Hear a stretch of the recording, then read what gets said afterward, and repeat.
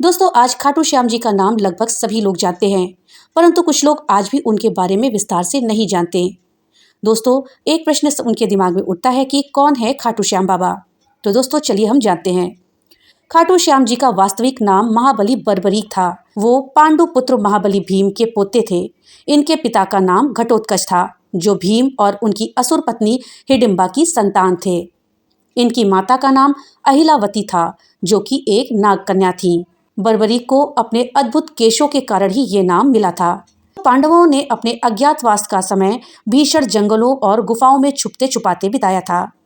अज्ञातवास के दौरान एक बार जंगल में विचरण करते हुए महाबली भीम पर हिडिंबा नामक राक्षसी की नजर पड़ी और वो उन पर आसक्त हो गई। भीम ने हिडिंबा के शक्तिशाली असुर भाई को पराजित करके हिडिंबा से विवाह कर लिया। भीम और हिडिंबा को घटोत्कच नामक एक पुत्र की प्राप्ति हुई, जो अपने पिता भीम से भी ज्यादा शक्तिशाली और पराक्रमी योद्धा बना। घटोत्कच अपनी माता के साथ ही हिडिंब वन में निवास करते थे। एक बार घटोत्कच अपने पिता और अपने परिवार के अन्य लोगों से मिलने आए। श्री कृष्ण ने घटोत्कच को देखकर उनके पिता से उनका विवाह कराने की बात कही। तब पांडवों ने श्री कृष्ण से अनुरोध किया कि आप ही इसके लिए योग्य वधू की तलाश करें। तब श्री कृष्ण ने असुरराज शिल्पी मुरा की गुणवान और सुशील कन्या कामकंटिका मोरबी को घटोत्कच के लिए चुना। अपने विवाह के लिए मोरबी की एक शर्त थी कि जो भी उसे शस्त्र और शास्त्रार्थ में पराजित कर देगा, उसी के साथ वो उससे विवाह करेगी। मोरबी की इस शर्त को पूरा करने के लिए स्वयं श्री कृष्ण भगवान ने घटोत्कच को दीक्षित किया। घटोत्कच ने मोरबी को शस्त्र और शास्त्रार्थ में पराजित करके उसके साथ विवाह किया और अपनी पत्नी को लेकर घटोत्कच हिडिंब वन चले गए। मोरबी ने हिडिंब वन में एक बेहद अद्भुत पुत्र को जन्म दिया। उसके बाल शेर की भांति बड़े बड़े और घुंघराले थे। उनके बालों के कारण उनके पिता भीम ने उनका नाम बर्बरीक रखा। स्कंद पुराण में भी इनका जन्म स्थान हिडिंब वन वर्णित किया गया है। बर्बरीक अपने बाल्यकाल से ही अद्भुत बालक थे। वे जन्म लेने के पश्चात ही पूर्ण विकसित हो चुके थे। अपने पुत्र को लेकर जब घटोत्कच श्री कृष्ण के पास गए, तब बर्बरीक ने श्री कृष्ण से इसका जीवन का सबसे अच्छा उपयोग पूछा, तो उन्होंने बालक से प्रभावित होकर कहा, असहाय और कमजोर लोगों की मदद करना और सर्वदा धर्म का मार्ग अपनाना ही इस जीवन का सर्वोत्कृष्ट उपयोग है।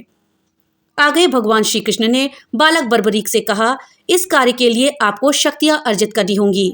इस कार्य सिद्धि के लिए तुम्हें महिसागर गुप्त क्षेत्र में जाना होगा और देवी सिद्धि अंबिका तथा नव दुर्गा की पूजा अर्चना करनी होगी और उनसे शक्तियां प्राप्त करनी होंगी।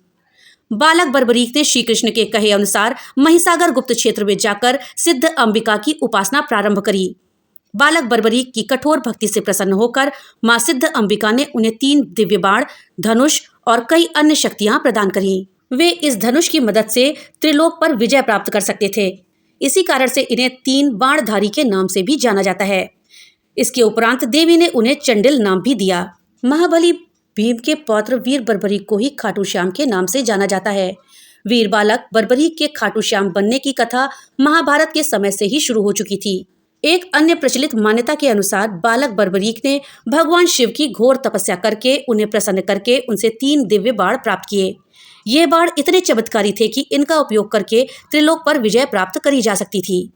परंतु इन बाणों का प्रयोग करने के लिए जिस विशिष्ट धनुष की आवश्यकता थी, वो केवल अग्निदेव से ही प्राप्त हो सकता था।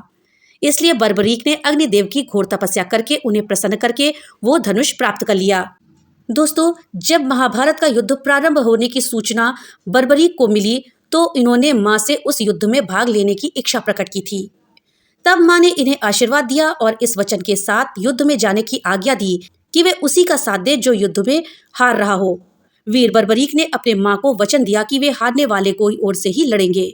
तभी से इनको हारे के सहारा के नाम से भी जाना जाता है। मां से आशीर्वाद प्राप्त करके बर्बरीक अपने नीले घोड़े पर सवार होकर अपने धनुष और 3 बाणों के साथ युद्ध भूमि की ओर चल पड़े।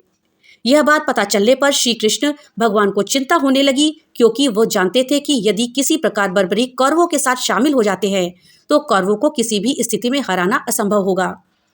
तब युद्ध के लिए जाते समय रास्ते में भगवान श्री कृष्ण एक ब्राह्मण के वेश में इनसे मिले और पूछा कि वे कहाँ जा रहे हैं। बर्बरीक जी ने बताया कि वे महाभारत युद्ध में भाग लेने जा रहे हैं। ब्राह्मण वेशधारी श्री कृष्ण जी ने कहा कि तुम केवल 3 बाण लेकर ही युद्ध भूमि में जा रहे हो। तब उत्तर में बर्बरीक ने कहा कि ये साधारण बाण नहीं है, बल्कि ये ऐसे दिव्य बाण हैं जो विश्व की किसी भी सेना को समाप्त कर सकते हैं। मेरा प्रत्येक बाण शत्रु का संहार करके तरकश में वापस आ जाएगा। ब्राह्मण ने कहा कि तुम मुझे इनकी शक्ति दिखा सकते हो? बर्बरीक के हाँ कहने पर ब्राह्मण ने पास के एक पीपल के वृक्ष की ओर संकेत करते हुए कहा कि क्या तुम एक ही बाण से इस वृक्ष के सारे पत्ते भेद सकते हो? बर्बरीक ने अपने आराध्य को नमन करके एक बाण छोड़ा। उस एक ही बाण की मदद से पीपल के सभी पत्तों को भेद दिया और फिर ब्राह्मण बने श्री कृष्ण के चारों ओर वो बाण परिक्रमा करने लगा। तब बर्बरीक ने कहा, आप अंतिम पत्ते के ऊपर से अपना पैर हटाइए, अन्यथा आपका पैर जख्मी हो जाएगा। वास्तविकता ये थी कि श्री कृष्ण ने चतुराई से एक पत्ता अपने पैर के नीचे दबा लिया था। चमत्कारिक रूप से वो पीपल का पेड़ आज भी हरियाणा के हिसार जिले में तलवंडी राणा के पास पीर बबराना गांव में मौजूद है। इस पेड़ पर जब भी नए पत्ते आते हैं, शुरुआत में वे ठीक होते हैं, परंतु कुछ समय बाद उनमें अपने आप छेद हो जाते हैं। अब श्री कृष्ण ने उनसे पूछा कि वे युद्ध में किस सेना की ओर भाग लेंगे। बर्बरीक ने जवाब दिया कि जो पक्ष हार रहा होगा वो उसकी ओर से ही लड़ेंगे। ये बात सुनकर श्री कृष्ण चिंतित हो गए। वे जानते थे कि यदि ऐसा हुआ तो युद्ध कभी भी समाप्त नहीं होगा। दरअसल बर्बरीक के इस निर्णय के बारे में कौरव भी जानते थे, इसलिए उन्होंने योजना बना रखी थी कि पहले दिन वे कम सेना के साथ युद्ध करेंगे और हारेंगे। अतः बर्बरीक उनकी ओर से लड़ेंगे और पांडवों की सेना को समाप्त कर देंगे। अतः ब्राह्मण वेश में श्री कृष्ण ने उनसे दान देने का वचन मांगा। बर्बरीक जी ने तुरंत वचन दे दिया। तब श्री कृष्ण ने रणचंडिका को भेंट करने के लिए दान में बर्बरीक से उनका शीश मांगा। वीर बर्बरीक उनकी बात सुनकर तनिक भी विचलित नहीं हुए। उन्होंने ब्राह्मण देव से प्रार्थना की कि वे अपना शीश अवश्य देंगे, परंतु इससे पूर्व उन्हें अपने वास्तविक रूप में आकर अपना परिचय देना होगा, क्योंकि बर्बरीक जानते थे कि ऐसा दान कोई साधारण व्यक्ति नहीं मांग सकता। श्री कृष्ण ने अपने वास्तविक रूप में बर्बरीक जी को दर्शन दिया। तब बर्बरीक जी ने श्री कृष्ण से कहा, महाभारत के पूरे युद्ध को स्वयं अपनी आंखों से देखने की मेरी इच्छा है। श्री कृष्ण ने उन्हें इस बात का वचन दिया। बर्बरीक ने अपनी तलवार से अपना शीश काटकर उन्हें समर्पित कर दिया। यह फाल्गुन मास की द्वादशी का दिन था। श्री कृष्ण जी ने तब उन्हें वरदान दिया कि तुम कलयुग में मेरे श्याम के नाम से जाने जाओगे। मेरी समस्त शक्तियां तुम्हें प्राप्त होंगी। समस्त देवी देवता तुम्हारे शीश को पूजेंगे। जब तक ब्रह्मांड में सूर्य, चंद्र, पृथ्वी और नक्षत्र रहेंगे, तुम भक्तों के द्वारा मेरे श्याम के रूप में पूजनीय रहोगे। उसके बाद श्री कृष्ण जी ने वीर बर्बरीक के शीश को 14 देवियों से प्राप्त अमृत से अभिसंचित करके अमर कर दिया और युद्ध स्थल के निकट एक ऊंची पहाड़ी पर स्थापित कर दिया, जहां से वे संपूर्ण युद्ध के दृश्य को भली भांति देख सकते थे। तब बर्बरीक जी संपूर्ण महाभारत के युद्ध के साक्षी बने और युद्ध समाप्त होने के बाद उन्होंने श्री कृष्ण जी से आशीर्वाद प्राप्त किया और अंतर्ध्यान हो गए। महाभारत का युद्ध समाप्त होने पर पांडवों को इस बात का घमंड हो गया कि वे बहुत बलशाली हैं और उन्होंने अपनी वीरता और पराक्रम से महाभारत का युद्ध जीता है। अतः इस बात पर गहन चर्चा होने लगी कि इस युद्ध में जीत का श्रेय किसे जाता है।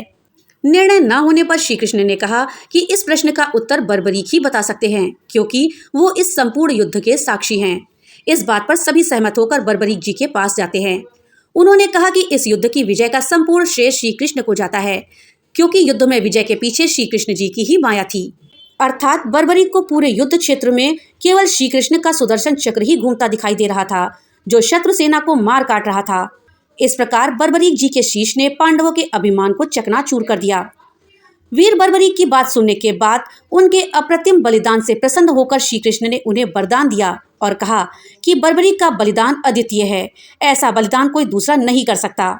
और आगे कहा कि कलयुग में वो श्री कृष्ण के श्याम के नाम से जाने जाएंगे, और क्योंकि उन्होंने अपना शीश का दान किया है, इसलिए वे शीश के दानी के नाम से भी जाने जाएंगे। माँ को दिए वचन कि हारने वाले का साथ दूंगा के लिए हारे का सहारा के नाम से पूजे जाएंगे, और कलयुग में तुम्हारी भक्ति करने वाले की समस्त मनोकामनाएं पूरी होंगी। दोस्तों, जब पृथ्वी पर कलयुग बढ़ने लगा, तब बर्बरीक चमत्कारी रूप से भगवान श्री कृष्ण के श्याम रूप में राजस्थान के खाटू नामक स्थान में प्रकट हुए। दोस्तों, अब प्रश्न उठता है कि श्याम बाबा का शीश खाटू धाम में कैसे पहुंचा।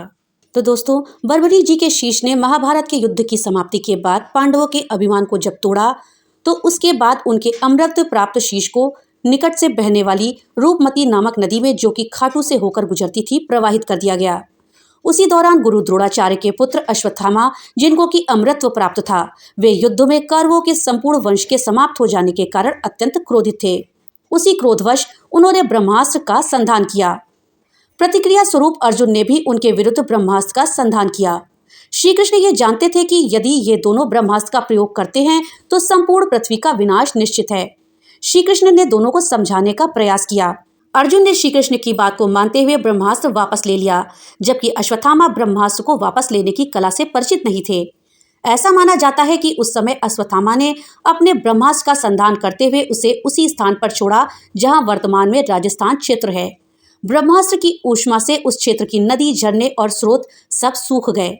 नदी में बहता हुआ बर्बरी जी का शीश नदी का जल सूखने के कारण खाटू में ही रुक गया। खाटू श्याम जी को कई अलग अलग नामों से भी पुकारा जाता है। उनमें से कुछ प्रसिद्ध नाम हैं बर्बरी, तीन बाणधारी, मोरबी नंदन, श्री श्याम, शीश के दानी, हारे का सहारा, कलयुग के अवतारी, लीले का अश्वार, खाटू नरेश, मोर छड़ीधारी और लखदातार। तो दोस्तों ये थी जानकारी हारे का सहारा श्याम बाबा खाटू श्याम के विषय में।